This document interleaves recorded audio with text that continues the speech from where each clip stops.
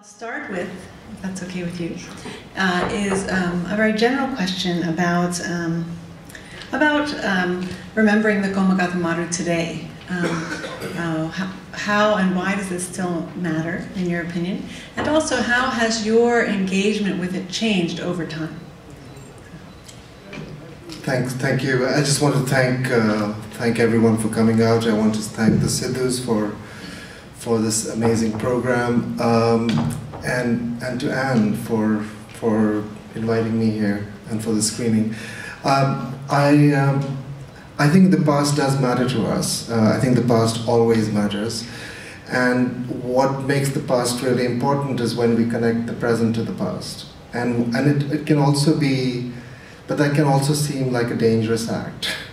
And I say that through experience, because one of the things that happened when I was making this film is from the outset, I wanted to connect it to what was happening then in 2004.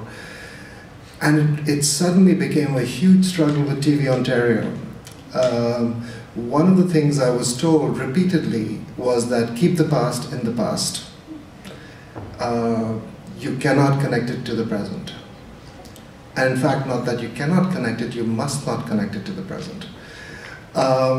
So it became very apparent that the notion of the freedom of press and freedom of expression, particularly in documentary. I've been part of the National Documentary Organization of Canada, and we have collectively petitioned the government over the last 30 years and the funding agencies to recognize a unique strand of filmmaking that is uniquely Canadian called the point of view documentary, which this represents.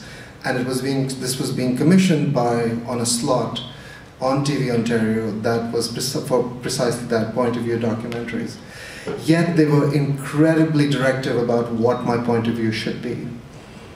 And so it became very apparent to me that the past is always comfortable if it's fossilized, kept in the past, and it starts becoming dangerous as we connect it to what's happening today. So for me, the past, the Komagata Maru, and what happened to the Komagata Maru, and it continues to haunt us to this day, because it's not just about, really the Komagata Maru is seen as the dark chapter in Canadian history, but really, as I'd say in my book, it was part of a much larger process, and as Audrey Macklin and Hugh Johnston point out, of really constructing this imagined land constructed out of various colonies and settlements called Canada, which was imagined as a white settler state. And that notion of whiteness has never really been engaged with. So today we still continue to have interesting immigration policies that mimic what was happening at the turn of the 19th century. So you have migrant labor policies, today we call them temporary foreign workers, where brown and other than non-white bodies are needed for their cheap labor and cheap compliant labor, but not permanent settlement. So at the same time, you have hundreds of thousands of people coming in as cheap compliant labor. You put restrictions on immigration policies to dissuade and in fact even more strictly control permanent settlement. And for me, these are all linkages that are necessary and important to draw. Just to follow up on that, it strikes me because I'm Irish, and through my relatives and people I know in Ireland, I've been learning that the Canadian government has been recruiting quite actively in Ireland for people to work in places like Alberta. Absolutely. So finally the Irish are okay, which they weren't earlier, but now they are, because now they're officially white enough. Yes. They're white enough now. Yes. But again, so striking when you think about how difficult immigration has become on other levels in Canadian law today. Absolutely. I mean, I'm glad you brought up the Irish recruitment drive, and the Irish workers were being fast-tracked by Jason Kenney, who very quickly flew to Dublin as part of this massive recruitment drive. And meanwhile, foreign trained professionals from the rest of the world, I mean the top 5 countries, which are mainly South Asia and China and the Philippines, were being asked to wait inordinate amount of time, and it was interesting. I saw Jason Kenney on a show with Steve Bacon on TV Ontario, and he said something that he said, Canada doesn't want to look like the world. We have to defend our national character, which is no different, really, from what H.H. Stevens was saying, what William Mackenzie King was saying, in fact, what Johnny MacDonald said, that Canadians don't want this country to become a mongrel race. This idea of the national character then goes unquestioned. And Steve Bacon doesn't jump in and say, well, what do you mean by that? What do you mean by protecting the national character? So race is something that haunts our political landscape, but race is also something that Canadians are very, very uncomfortable in naming and talking about. And the Komagata Maru, for me, is fundamentally about race. And it's striking to me as a historian because, of course, history is really only interesting when it matters. Absolutely. And so this kind of idea of history as something you do over there and then you're done and it has no connection to you today is completely false. I mean, it's not what you do as a historian, and it makes for boring history, the kind of history that bores people in high school. Exactly. And along those lines, and then I'll open it up for questions, I just wanted you to comment on that, keeping history far away, and how, in fact, how do we keep our past alive today? With archives are under assault, and libraries also don't get the support they need. So I just wondered if you could comment on the many ways in which the effort to account for the past is being made more difficult. It's a great question. I mean, one of the things that I'll start off with two anecdotes. Some of my film students did a film and they were talking about Canadian identity, and this young filmmaker passed around a $100 bill to all the interviewees and said, "Who's on that bill?" Nobody knew. And the same thing was Richard Borden. Richard Borden is on the $100 bill, but nobody recognized him. Nobody could name him. I spent a lot of time in the National Archives of Canada, Library and Archives as it's called now, and it's an amazing institution. When, for some of you who were here in 2005, when we did a big launch for the film at the Doxa Film Festival, and Libraries and Archives Canada, in fact, sponsored that event, and they sent their chief archivist to talk about the importance of doing research like this, of not just the textual research, but the visual research and all of that. And they said, the archives are a repository of all this material that's gathered with a particular intention, and for the National Archives, it's about events of national significance. Then I went back last year to the National Archives. The concierge, and the security guards recognized me, and they said, "Oh, as I was signing in to go up to the third floor they said, "Oh, you don't want to go up there. It's like a morgue up there." The National Archives has been decimated by the Harper government, absolutely decimated. They are not buying things, they're not acquiring things. They have let go of all their archivists, who are in fact the storekeepers. These are people who are passionate, who know things about the collection that nobody else knows. The collection is in utter disrepair. And this is an ideological assault, a full-on ideological assault against the act of remembering. Yet, at the same time, certain histories are to be remembered. So the Canadian Museum of Civilization was another great institution, particularly dealing with First Nations histories and cultural connections, has been renamed now the Museum of Canadian History. And what is that Canadian history? It's Canadian military history, right? So it's a highly militarized view of what Canadian history is. And I think and this is of course happening concurrently with the attacks on science that are going on and against scientific knowledge. So we are being dumbed down. We are being dumbed down by television. With broadcasts, one of the other things that I got from TVO was you overestimate the intelligence of your audience. Dumb the film down. Your audience will not understand what you're trying to say. You're making a film that's far too complex. You've got to dumb it down. And so we have now the federal government dumbing everything down. And I think it's a huge cause for concern. On the other hand, there are There are, what I'm heartened by is there are great passionate attempts being made in different communities across the country. The SFU collection of South Asian archives is an amazing repository, and I think I see hope in all those efforts, and the efforts of young people to engage with history. I was really heartened to see the young essay winners today, which is also an engagement with language, culture, history, and different expressions of it.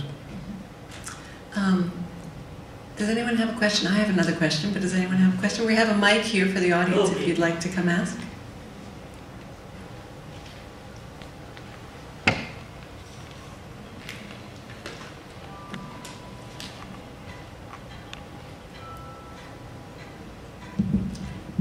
My name is Acharya Dwivedi. I have one question. Sure. That is that you have nicely and very brilliantly documented the facts and figures. Documentary is meant only to record and to present all the realities, what happened in the past, or it is meant to bring some ideology or philosophy, because you were focusing on the secularism, one thing. Another thing, there was some statement over there that about one language, one nation, and one culture. So it is to bring your personal ideology, philosophy, twining with the facts and figures, which you are supposed you did it very brilliantly, and I would like to congratulate. But that was the thing which is still bothering me, that what you meant by presenting this thing. Thank you for your question. So, as I said earlier on, this is a point of view documentary. I believe that there's no such thing as an objective documentary. I don't also believe that the very definition of documentary that was invented by John Grierson, a great Scottish-Canadian documentarian, was the creative interpretation of reality. Early documentaries were used very, very effectively as ideological tools for the creation of nation states, and the National Film Board of Canada is a great example of that. My approach to documentary is not just, is to make my presence known. I'm not the authority figure. I'm not the voice of God. It is me with all my flaws and clear intentions. And I make my intentions clear because then we can have a conversation about, because since you know where I stand, and clearly you've indicated where you stand, we can have a conversation then. The idea is to engage in conversation rather than hide behind a veil of objectivity in which the filmmaker takes no responsibility.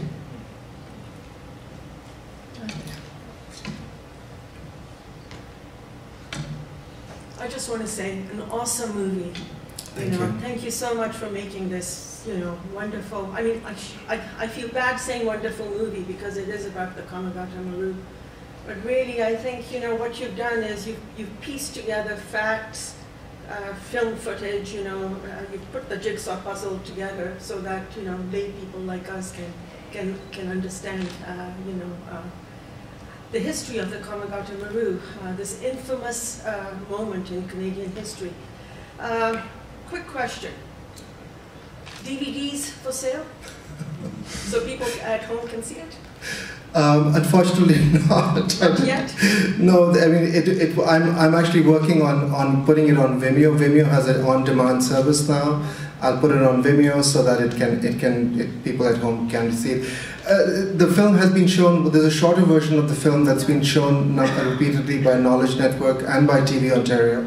Again, I offered TV Ontario the opportunity to show it this year. They turned me down, that they felt it wasn't appropriate for them anymore. Okay, well, we look forward to these. Yes, thank you. So much. Thank you so much for your comments.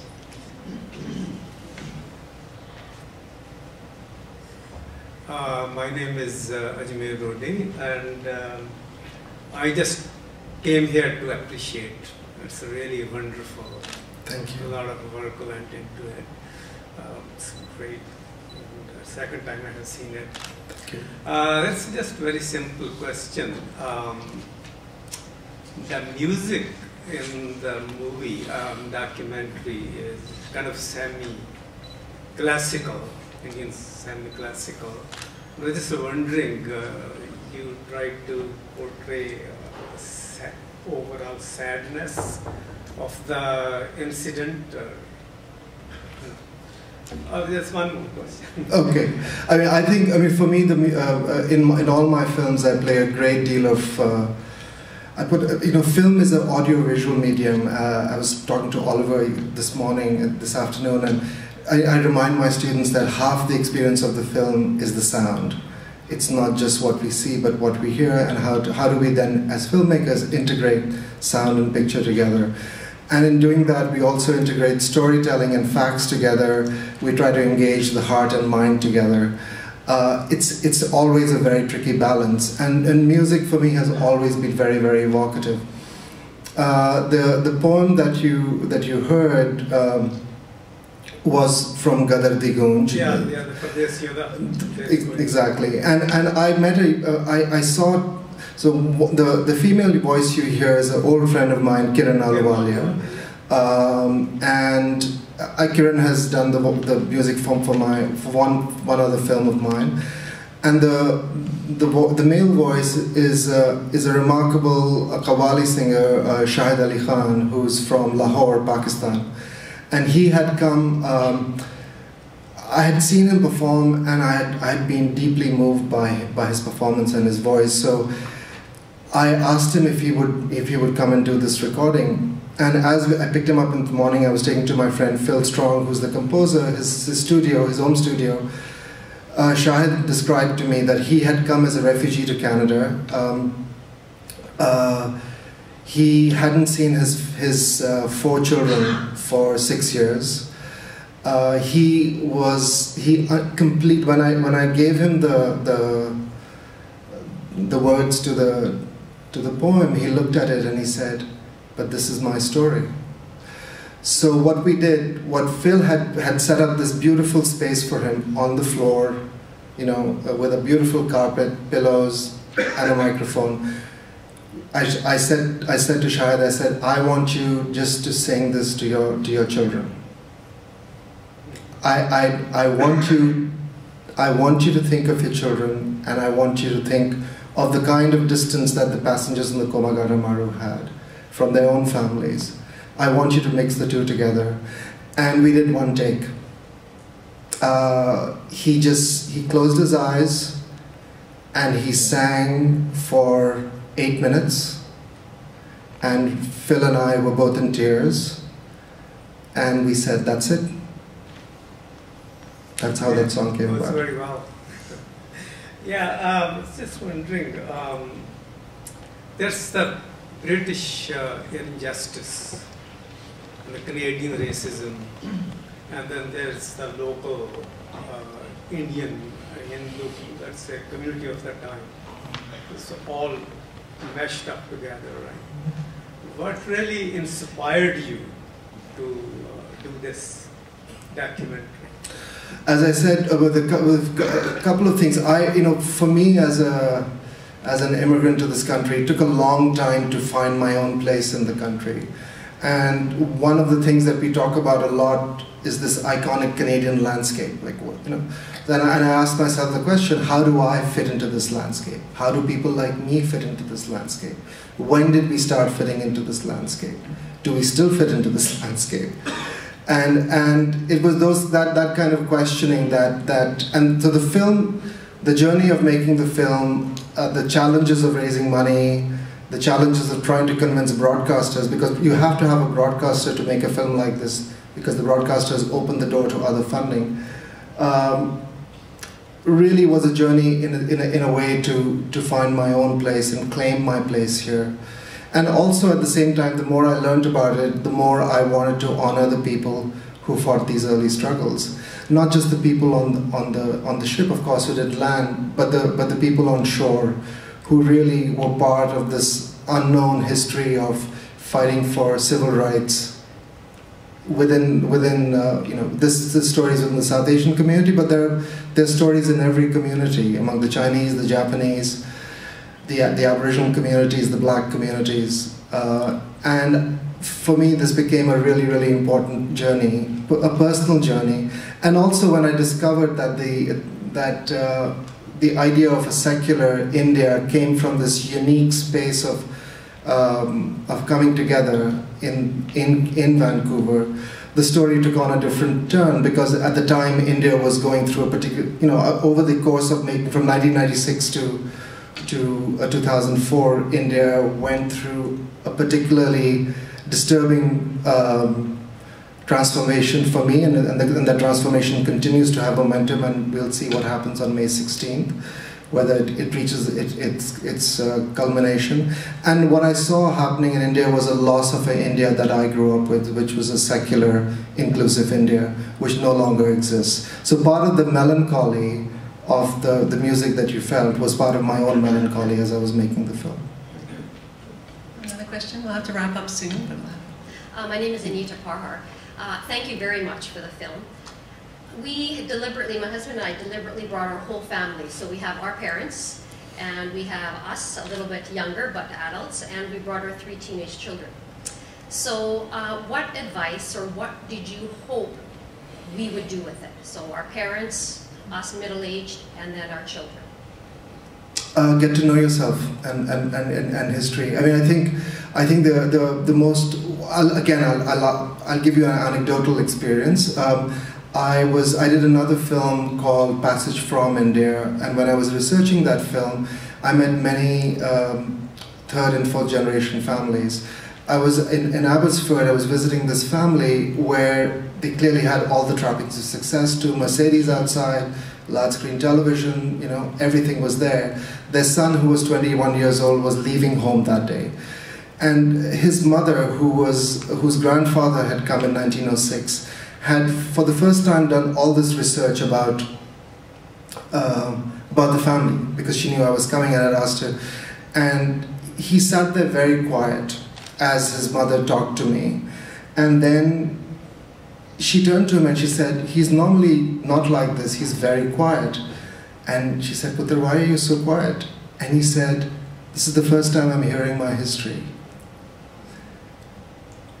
I see myself as a Canadian, but I don't know who I am right now."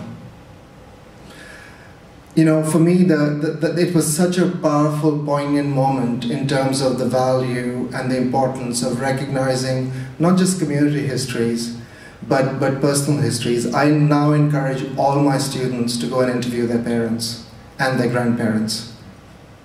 Great, thank you. one more? Yeah. Okay, well, 2 more, that's it. Your last. So there were 376 people aboard that ship.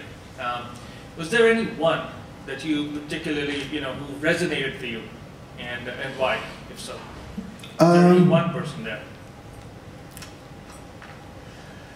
No, no. I mean, Gurdit Singh resonates with me. It was interesting that when Hugh Johnston wrote in his book, he kept describing Gurdit Singh as as the old man. He was 55. I'm 53 now, so I guess I'm the old man now. But we know. I knew. There is so little that we know about the personal histories of the people on shore. Having said that, there was a 17-year-old on the ship who was coming to Canada as who wanted to be a student. He wanted to study, and I'm having one of those senior moments, I guess. We're talking about getting old, where I can't. This is a very important man whose name it'll come to me. Laltong? Yes, thank you. Gurmukh Singh Laltong. Gurmukh Singh Laltong's adopted daughter was somebody I grew up with in childhood. Her name is Dalbir Kaur. And when I went to interview Dalbir, it was through her discussions that I got to have a notion of what the Ghadar Party was. So when I asked her, what did he say about this? What did he tell you? He said he didn't want to talk about it. But what he wanted me to do is what he couldn't do. So she became the first PhD from Laltong, she became a professor of English literature at Delhi University. And she draws direct inspiration from him and his experience on the Komagata Maru and not being able to study. And so when I went to interview her, the book, I published the only photograph she had of him at the time. It was in, those old style black photo albums. She literally cut it out, and I said, "Auntie, what are you doing?" She said, "This is yours. I want you to have this." And it's a photograph of the entire village of Lalton with garlanding him on his return back from prison, and she's standing next to him. Wow. Thank you. That's inspiring. Thank you. Last question.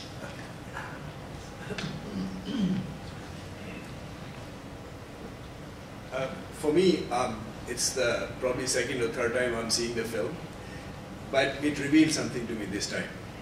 And that was the blatantness with which the notion of white Canada was spoken by John A. Macdonald or Mackenzie King, or people of that nature. Do you think, and they were shaping the immigration policy accordingly, do you think that they were fearful of incoming immigrants from Asia or Africa or somewhere, or ex-colonies? Or do you think that they were psychologically reacting to their treatment of the First Nation? Well, I think the notion of white supremacy is deeply embedded in the whole colonial project, right? And so the notion of constructing a white Canada was not just through immigration. Remember, it was also through the genocidal assault on native peoples and the ethnic cleansing of the land to make room for settlers. And so it was on both fronts, and we cannot forget that construction happened within and without. Right? The idea of white Canada, it's interesting you bring this up, because I did a radio interview when I launched the book, and in the book I was even more explicit, because it's rare that one gets a second chance. And I named the subtitle of the book is White Canada and the Komagata Maru. And I was interviewed by a CBC radio host on North by Northwest, a radio show here. And it was interesting that there was a complaint filed against me, and because of my views on whiteness, right, which was not to be named. And the CBC ombudsman, actually, if you go and look at the Komagata Maru under CBC, you'll see an entire page dedicated to the CBC's response to this complaint. And the person, interestingly, who did that is a man called David Murray, who last week issued the pamphlets in Brampton with a photograph of a group of Sikhs at a demonstration, and with the title that reads, "Do you want your Canada to look like this?" Right? But the CBC took it upon themselves to respond, take time to respond to this man, to be fair. Similarly, when TVO, when there was a similar racist response to my film on TVO, and they sent me this fairly hateful, clearly hateful mail, and they said, "We want you to respond to this," to which my response was nothing. But it often shocks Canadians when I say that there was a notion of white Canada that was very, very commonly known, and the notion of whiteness, even to this day, is very, very deeply ingrained. So, I was listening to, on the day Nelson Mandela died, I was listening to Anna Maria Tremonti on The Current on CBC Radio, and Brian Mulrooney was on, and Brian Mulrooney was being, validated and given great credit for the very principled stand that Canada took. And then when she asked him why was it important for Canada to be involved in the anti-apartheid movement, and he said that as a white industrialized country, it made all the difference. To the point that even Stephen Lewis has complimented Brian Mulrooney for his stand on apartheid. Absolutely, but yet the imagination that drives it was that, and this is the same man who apologized, if you remember, to Rajiv Gandhi for the bombing of Air India, because he considered that Indians were, well, of course, Indian citizens. They couldn't be Canadians. I mean, that just speaks to this question of what do we do with this? Where do we go with this? And it's, I mean, it's for all families to go to this film. I mean, I love this film, but not just this film, but anything that speaks about our present and past, right? And it's deeply racialized, and we still are in that present. And so, for white people too, like myself, I mean, it's crucial. It's a part of realizing how we are part of the nation too. Absolutely. So I think that's why it's important to have this conversation at the Surrey City Hall. Yes. You know, to have it in a public forum and talk about it and analyze it and fully recognize it. So that's what I honor your film for so much, is how beautifully you do that. You create a conversation that we can all participate in and learn from. And so let's applaud you for that. So we'll wrap up, and thank you, Professor Kazimi, for coming. And thank the Sidhu family for yet again allowing us to come together and learn more about Punjab and Punjabi and Canada together. And thank you to our partners, the Komagata Maru Foundation, to the Surrey Art Gallery, to the new Surrey City Hall, which is beautiful, and to all of you for coming. And I wanted just to make one correction about the team at UBC. It's myself and Sukhwant Handal and also Sarabjit Vandawa in the Asia Library. The three of us connive to put on this program every year. And I want to thank both Sukhwant and Sarabjit for all of their help and work on this program from year to year. So thank you.